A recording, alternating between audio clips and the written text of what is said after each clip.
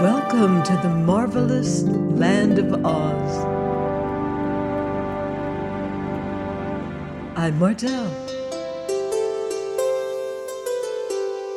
Reading Dorothy and the Wizard in Oz by L. Frank Baum.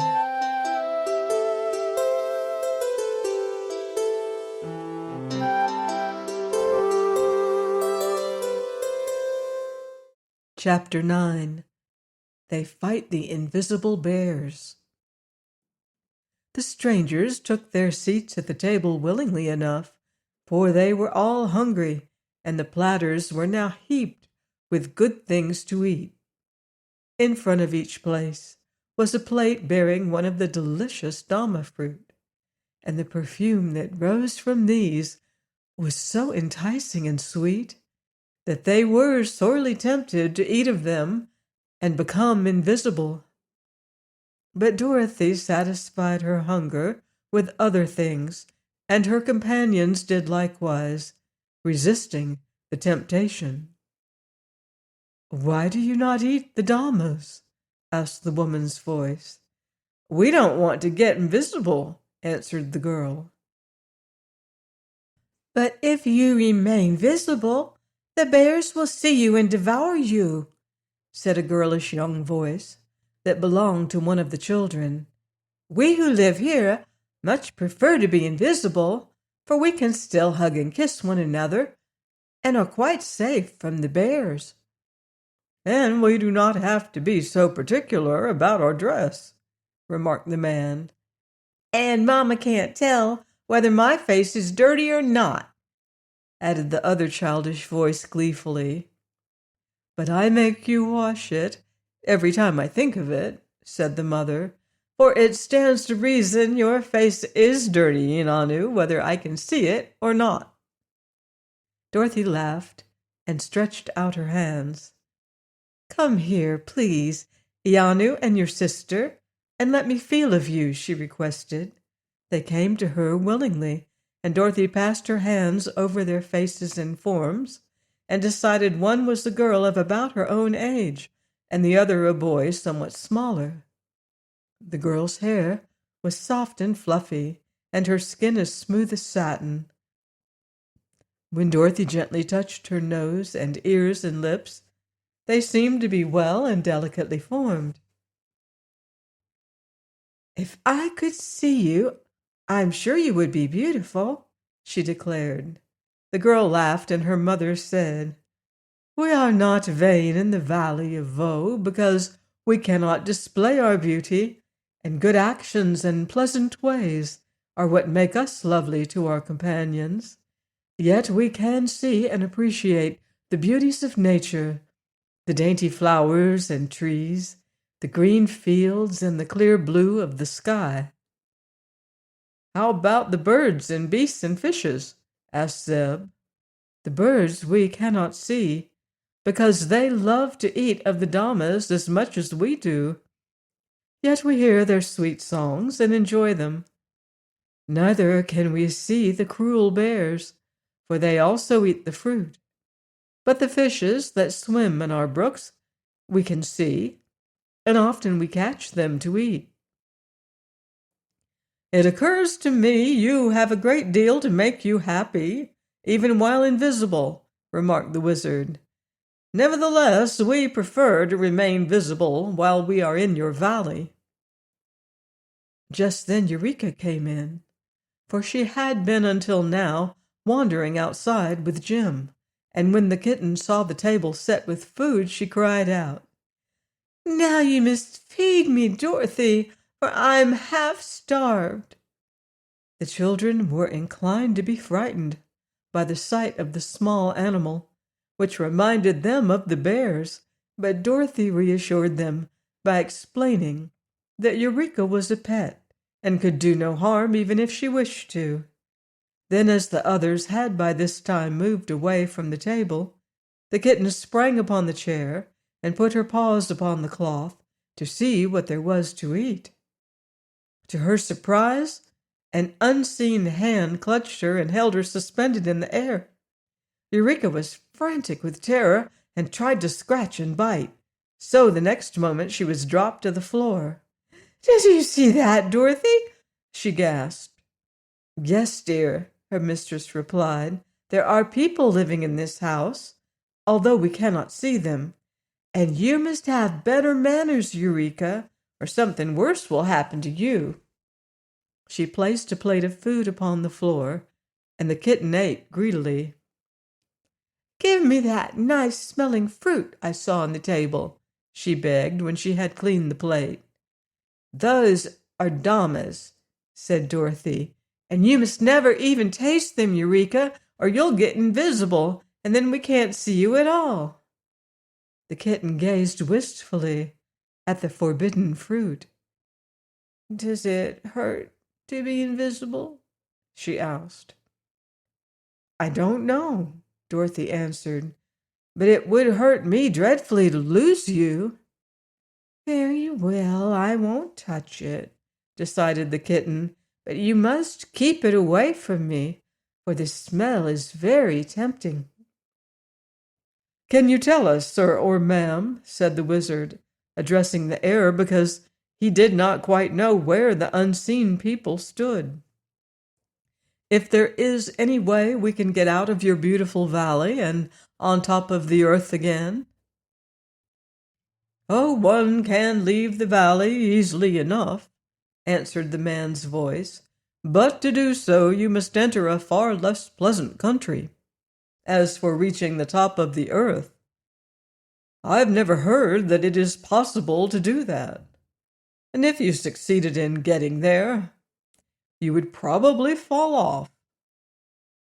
"Oh, no," said Dorothy. "We've been there, and we know." "The Valley of Voe is certainly a charming place," resumed the wizard, "but we cannot be contented in any other land than our own for long. Even if we should come to unpleasant places on our way, it is necessary, in order to reach the earth's surface, to keep moving on toward it." "In that case," said the man, "it will be best for you to cross our valley and mount the spiral staircase inside the Pyramid Mountain. The top of that mountain is lost in the clouds, and when you reach it, you will be in the awful land of Naught, where the gargoyles live." "What are gargoyles?" asked Zeb. "I do not know, young sir. Our greatest champion over Menenu once climbed the spiral stairway and fought 9 days with the gargoyles before he could escape them and come back. But he could never be induced to describe the dreadful creatures, and soon afterward a bear caught him and ate him up." The wanderers were rather discouraged by this gloomy report, but Dorothy said with a sigh, "If the only way to get home is to meet the Gurgles, and we've got to meet 'em, they can't be worse than the Wicked Witch or the Gnome King." "But you must remember, you had the Scarecrow and the Tin Woodman to help you conquer those enemies," suggested the wizard. "Just now, my dear, there is not a single warrior in your company." "Oh, I guess Zeb could fight if he had to, couldn't you, Zeb?" asked the little girl. "Perhaps, if I had to," answered Zeb doubtfully. "And you have the jointed sword that you chopped the vegetable sorcerer in two with," the girl said to the little man. "True," he replied, "and in my satchel are other useful things to fight with." "What the gargoyles most dread is a noise," said the man's voice. "Our champion told me that when he shouted his battle cry, the creature shuddered and drew back, hesitating to continue the combat. But they were in great numbers, and the champion could not shout much because he had to save his breath for fighting." "Very good," said the wizard. "We can all yell better than we can fight, so we ought to defeat the gargoyles."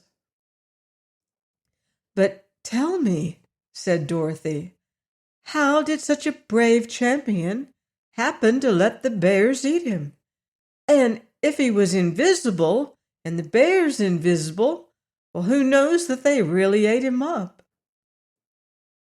"The champion had killed 11 bears in his time," returned the unseen man, "and we know this is true because when any creature is dead, the invisible charm of the Dhamma fruit ceases to be active, and the slain one can be plainly seen by all eyes. When the champion killed a bear, everyone could see it, and when the bears killed the champion, we all saw several pieces of him scattered about, which of course disappeared again when the bears devoured them." They now bade farewell to the kind but unseen people of the cottage, and after the man had called their attention to a high pyramid-shaped mountain on the opposite side of the valley, and told them how to travel in order to reach it, they again started upon their journey. They followed the course of a broad stream, and passed several more pretty cottages, but of course they saw no one, nor did anyone speak to them. Fruits and flowers grew plentifully all about, and there were many of the delicious dhammas that the people of Vo were so fond of. About noon they stopped to allow Jim to rest in the shade of a pretty orchard, and while they plucked and ate some of the cherries and plums that grew there, a soft voice suddenly said to them, "There are bears nearby. Be careful." The wizard got out his sword at once, and Zeb grabbed the horsewhip. Dorothy climbed into the buggy, although Jim had been unharnessed from it and was grazing some distance away. The owner of the unseen voice laughed lightly and said, "You cannot escape the bears that way." "How can we escape?"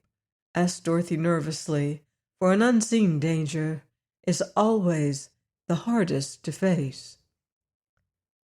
"You must take to the river," was the reply. "The bears will not venture upon the water." "But we would be drowned!" exclaimed the girl. "Oh, there is no need of that," said the voice, which from its gentle tones seemed to belong to a young girl. "You are strangers in the valley of Vo, and do not seem to know our ways, so I will try to save you." The next moment a broad-leaved plant was jerked from the ground where it grew and held suspended in the air before the wizard. "Sir," said the voice, "you must rub these leaves upon the soles of all your feet, and then you will be able to walk upon the water without sinking below the surface. It is a secret the bears do not know, and we people of Vo usually walk upon the water when we travel, and so escape our enemies."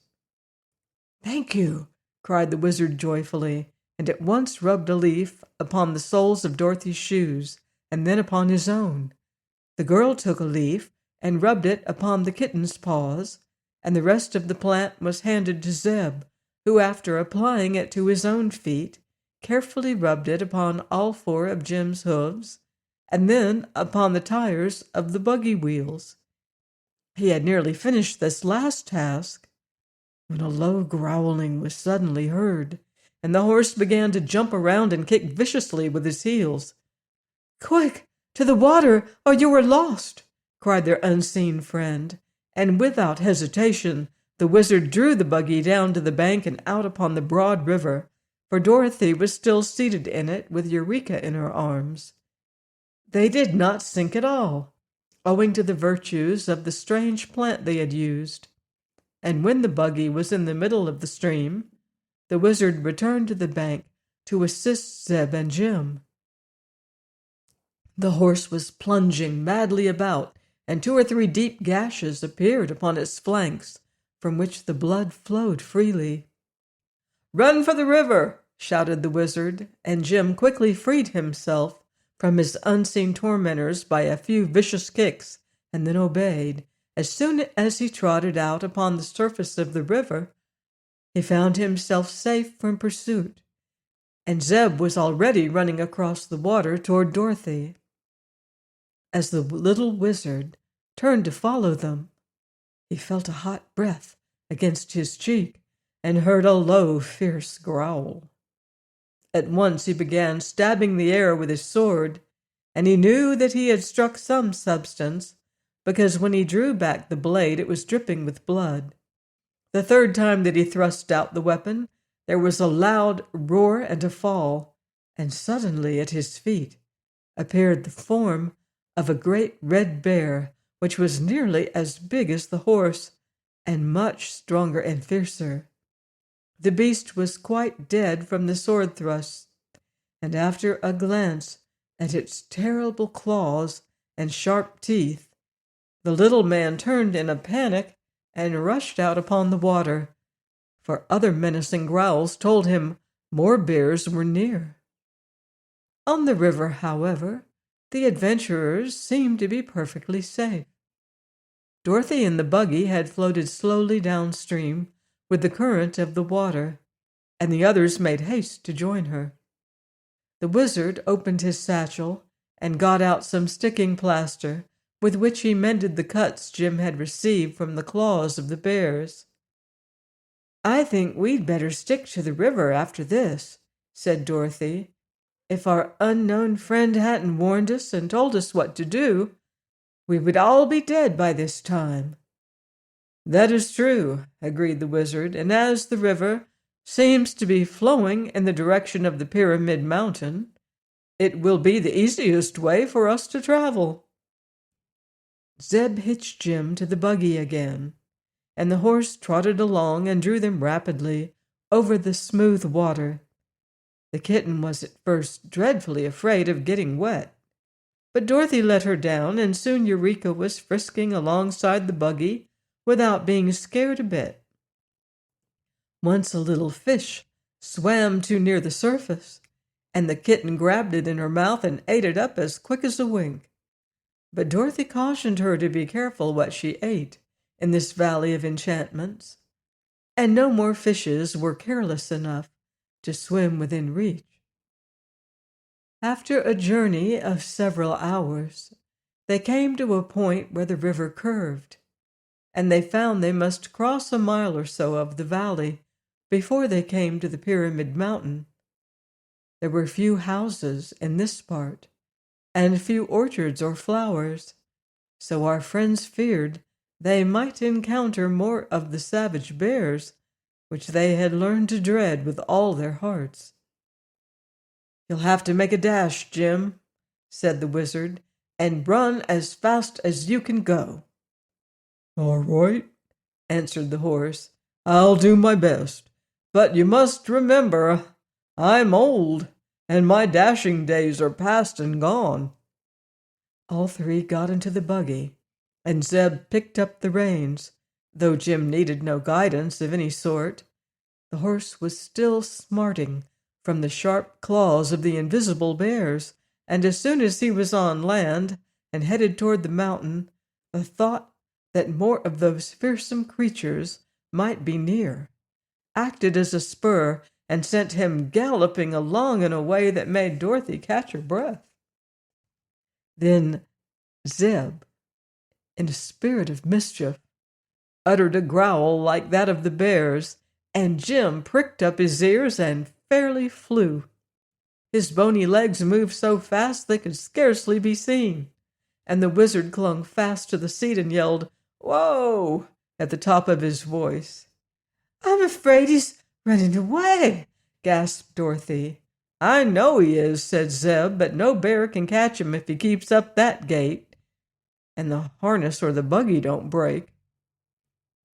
Jim did not make a mile a minute, but almost before they were aware of it, he drew up at the foot of the mountain so suddenly that the wizard and Zeb both sailed over the dashboard and landed in the soft grass, where they rolled over several times before they stopped. Dorothy nearly went with them, but she was holding fast to the iron rail of the seat, and that saved her. She squeezed the kitten, though, until it screeched, and then the old cab horse made several curious sounds that led the little girl to suspect he was laughing at them all. Please join me next time for more magical adventure here on the marvelous Land of Oz. Goodbye for now. See you in Oz.